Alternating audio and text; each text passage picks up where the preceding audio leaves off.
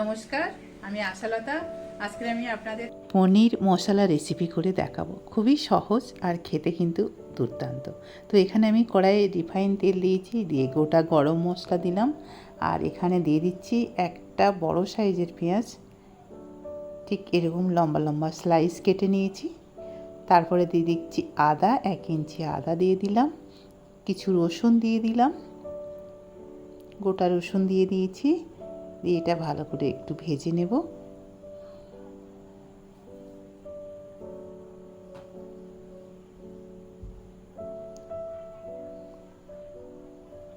খুব লাল করে ভাজার দরকার নেই।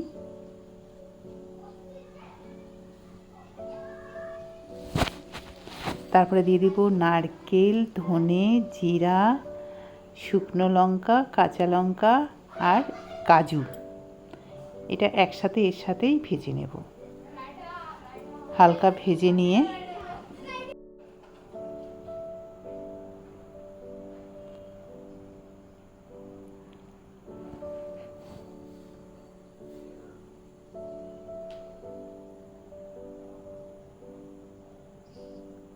এবারে দিয়ে দেব তিল। এখানে 2 চামচের মতন আমি তিল দিয়ে দিলাম, সাদা তিল। তিলটাও এর সাথে একটু ভেজে নেব।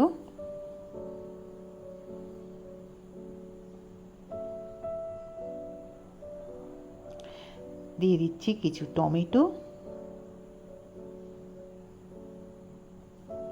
টমেটোটাও এর সাথে একটু ভেজে নিতে হবে। দিয়ে দেবো অল্প জল। জল দিয়ে এটা একটু সিদ্ধ মতন করে নিতে হবে, যতক্ষণ না টমেটোটা একটু ঘেঁটে যাচ্ছে।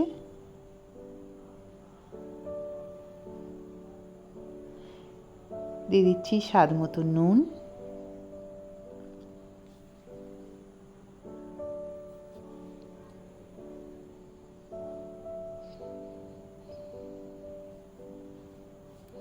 এবার টমেটোগুলো একদম নরম হয়ে গেছে।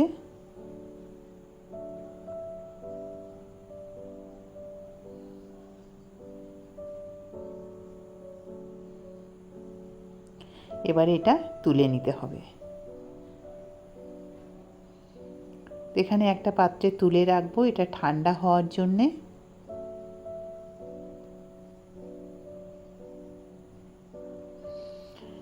আবার এই কড়াইয়ে দিয়ে দিচ্ছি সাদা তেল।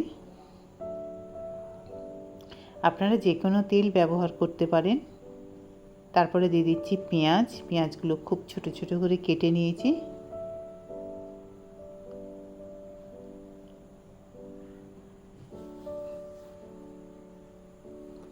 এবারে এই মশলাটা ঠান্ডা হয়ে গেছে, এবার এটা বেটে নেব।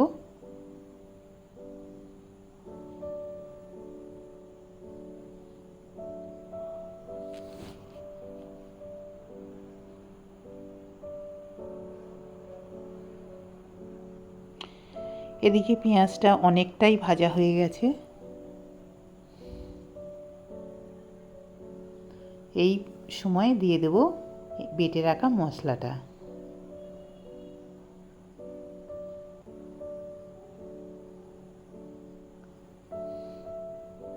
মশলা আর পেঁয়াজটা ভালো করে ভাজতে হবে যতক্ষণ না কাঁচা গন্ধ যাচ্ছে। আর এখানে মশলা ধোয়ার পাত্রটা ধুয়ে একটু জল দিলাম।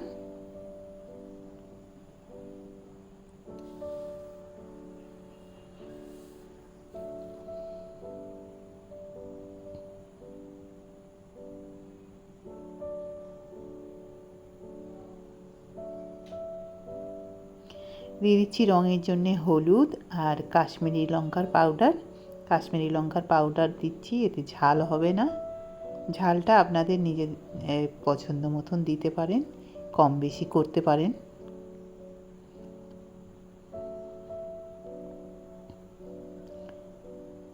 এখন মিডিয়াম টু স্লো গ্যাসে এটা একটু ভেজে নেব।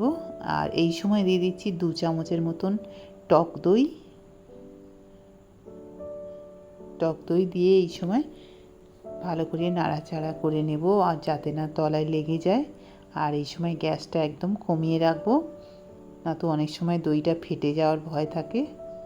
তারপরে দিয়ে দেবো একটু কসুরি মেথি। ভালো করে মশলার সাথে একটু কষে নেব।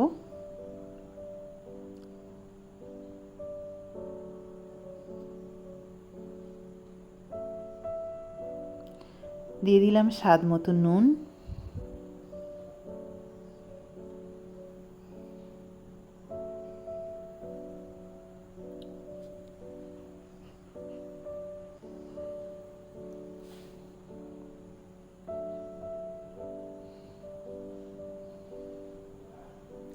তো এখান থেকে মশলাটা খুব ভালো ভাজাও হয়ে গেছে। এবারে এই সময় দিয়ে দেব পনির। তো এখানে আমার 300 গ্রামের মতন পনির আছে, এটা আমি এর মধ্যে দিয়ে দিলাম। দিয়ে আবার 1-2 মিনিট এটা একটু মশলার সাথে ভেজে নেব।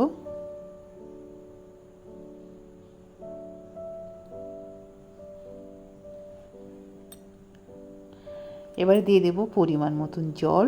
এমনিতে জল খুব বেশি দেওয়া যাবে না, এটা একটু মাখা মাখা হবে।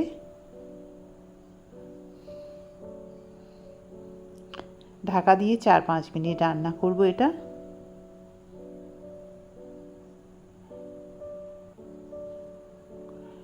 তো এবারে দেখতে পাচ্ছেন পনিরের রেসিপিটা কত সুন্দর হয়েছে, কত রিচ লাগছে। নামানোর আগে দিয়ে দেবো একটু ধনেপাতা আর একটা কাঁচা লঙ্কা দিয়েছি ছোট করে কেটে।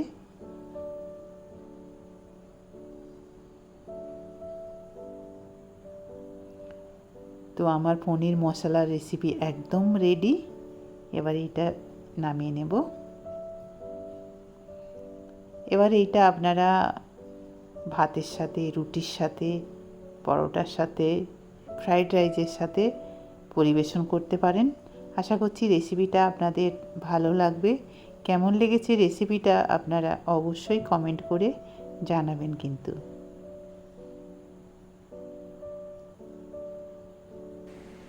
আমার এই রেসিপিটা যদি আপনাদের ভালো লাগে তাহলে লাইক করবেন, শেয়ার করবেন, সাবস্ক্রাইব করবেন আর আমার বেল আইকনে ক্লিক করবেন, তাহলে নতুন নতুন ভিডিওর সাথে আপনারা আপডেট থাকতে পারবেন।